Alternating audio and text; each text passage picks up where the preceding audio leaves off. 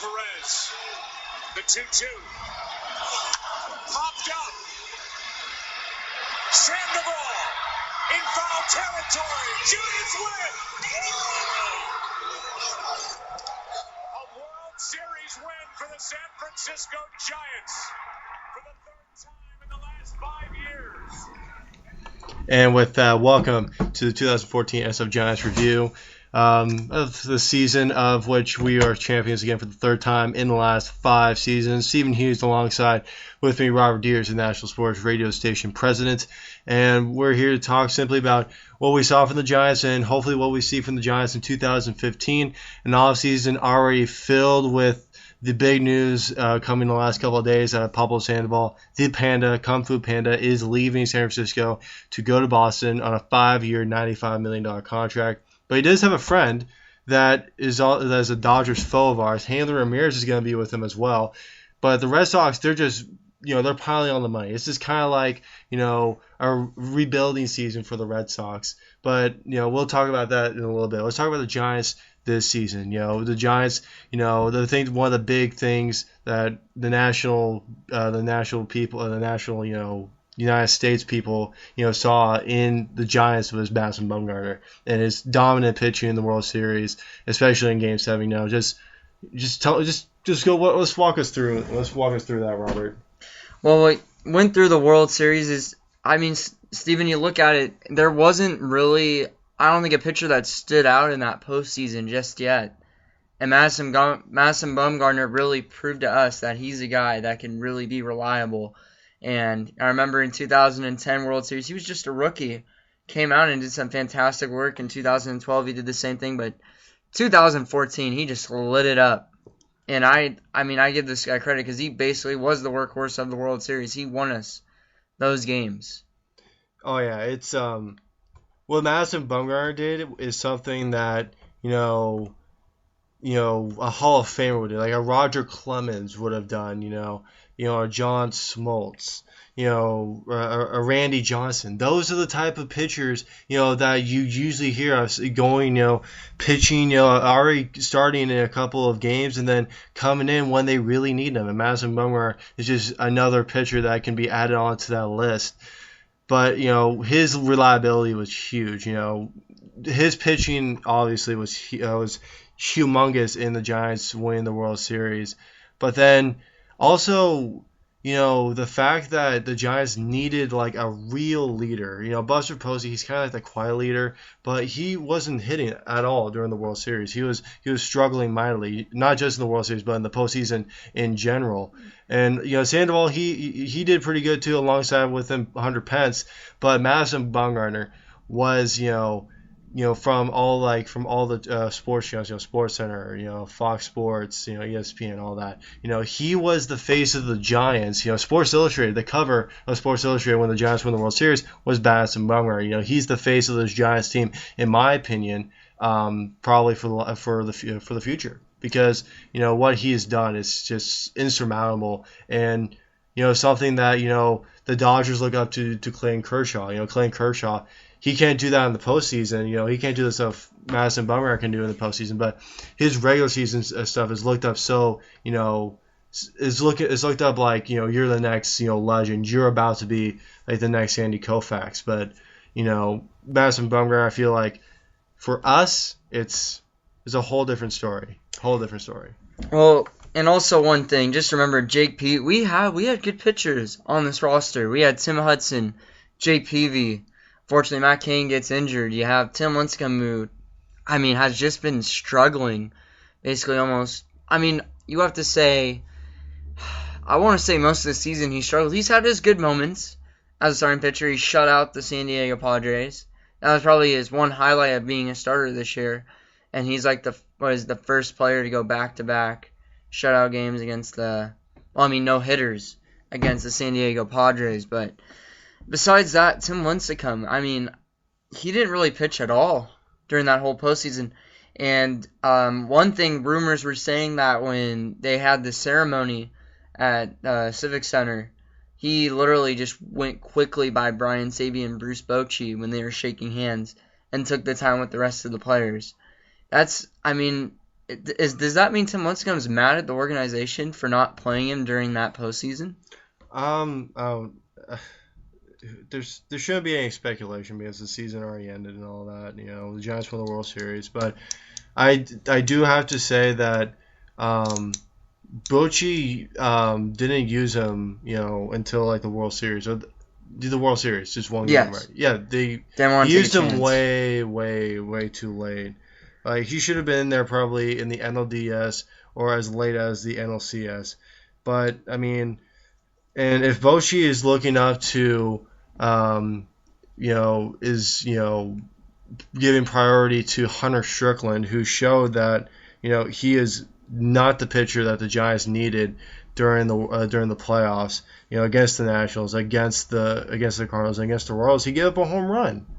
Every single series, he gave up a home run. And then Tim Lincecum, I feel bad for him because I feel like Tim Lincecum is still effective. He's a great pitcher, but he's obviously lost that starting talent, that consistent Cy Young talent that he had in 2009, 2010. He's definitely lost that, or 2008, 2009, doesn't matter. But how do you try to believe in a 23-year-old then with no experience very little experience in the regular season and then no experience in the postseason over a guy that has won 2 Cy Youngs? He's had a down few years, which is okay because he has the experience in the regular season and he has a ton of postseason experience and a ton of World Series experience. Also, I just want to point out something that the Giants have. In the last 3 World Series, they have had 3 different MVPs. Oh, yeah. And that is something. Renteria, Sandoval, and Bumgarner. That is something that a lot of teams don't have. I mean, you can agree with me on that. I mean, there's not a lot of players that can, it depends. Usually there's a consistent guy that wins that MVP. Well, it depends. It's just, for the Giants, the Giants are not dominated by just one guy. Well, now it kind of is with Bumgarner from what the national spotlight, seems to believe. But in 2010, there was no real true leader. Tim Lincecum, he was pretty good, but he was struggling. He was starting like that, mid-season struggle that he's continuing to do in the last 4 years. He was struggling, but he found his rhythm. Bumgarner, like you said, winning a game in the World Series back in 2010. And then the offense. Look at the offense. Freddie Sanchez, Aubrey Huff, Cody Ross, Pat Burrell. Juan Uribe. Juan Uribe. Aaron Rome was on the team when they made it to the postseason. But I mean, these guys, these are just, it was kind of like the bad news Bears, but the transformation came up at the right time, beating the Braves in 5 games, beating the Phillies in 6 games or something like that, and then beating the Rangers in 5 games. They were down they were down 3-1 in the series, the Giants, in that 2012, that was 2012, and Zito. And then, and then 2010, Now we're talking about 2012. 2010, Zito wasn't even on the team. Everybody just say he's the biggest bust. He's trash. Yeah, he's trash. Well, he's probably the biggest bust in history, in the Major League history, with contract-wise, with the money he was given. But in 2012, he was the leader. A lot of people looked at him as the leader of the pitching because Tim Lincecum still iffy. Madison Bumgarner, he was on and off. He had his great starts and then he had some iffy starts. And then you had Matt Cain. That was a struggle year for Matt Cain. Well, he did have a no hitter, but it was in 2010 though. That was his year. 2000 Zito? No, Cain. 2010. Yeah, 2010 that was good. And then he got the no hitter in 2012. And I remember going to that Rangers game. It was. He shut out the Texas Rangers and the Giants won 8-0. It was like the most runs given up in an inning. Oh yeah, with Cliff Lee and all. Yeah, Cliff Lee with the Rangers and yeah. And then Benji Molina was catching and all, and everybody's giving him a reception. But so 2012, Zito, and then the offense. Buster Posey, he was about to win the MVP, and then Sandoval was obviously the leader of that team, obviously with the 3 home runs that he hit, and that's pretty much all he really needed. Against Verlander too. 2 against Verlander and 1 against Albuquerque. And that was the decline of Verlander. Yeah, Yeah, 2012, that was a good year for him, and then after that, it's kind of gone downhill with that. And then 2014, yeah, Bumgarner, obviously. And then offense, it was just collective bunch. Posey, Sandoval, Hunter Pence. Hunter Pence Michael was Morse. legit. Michael Morse, with that home run, the NLCS, to help the Giants a lot, getting back in the game and then eventually winning with the Ishikawa home run. And then that brings up Ishikawa, Ishikawa, a first baseman, and then now Angel Bagan is hurt. Now Juan Perez has to go to center, or Juan Perez? Juan Perez. He's and like I don't who know. was center? Who was center field? It was it wasn't Blanco. It was Blanco. It was okay. It was. It was Blanco. Oh yeah. Blanco was center. Blanco was in left, and then he got moved over to center. Blanco had to lead the way in center. Then it was left field. Travis Ishikawa, usually the first baseman, he's just thrown in the left field. And then in LCS Game 6, he hits the walk-off home run. Hero he was. And then Juan Perez, he was an impact too. He almost hit a home run. So he was. It was off the wall. Yeah, off the very top of the wall, and he was an impact because he was able to be that right-hander to hit against lefties, and then Ishikawa, the lefty, hitting off righties. So I'm just yapping here, but it's just a collective bunch. It's not just one guy. Except for Bumgarner and the pitching stuff. Offensively, it was a whole unit. In the past years, it's the same thing. I'm trying, just the consistency of, no one person is leading the way. Right, exactly. It has to be a collective bunch to win the World Series. It's a different guy that steps up every year. And I feel like that's the reason why the Dodgers and Clayton Kershaw are not, really insane, because everybody's looking at the Dodgers like, all right, Clayton Kershaw, you're the answer, and you're going to be the reason why we win the World Series. You're going to win the MVP. You're going to win the Cy Young. You're leading the way. And once he gets on game 1 against Wainwright, both those guys give up 6 or more runs. And Kershaw takes the loss, and the Cardinals win like 12-9 or something like that. It's the stuff like that. It's like you have to have a collective unit. You can't just have, one guy leading the way. And also, let's go off this.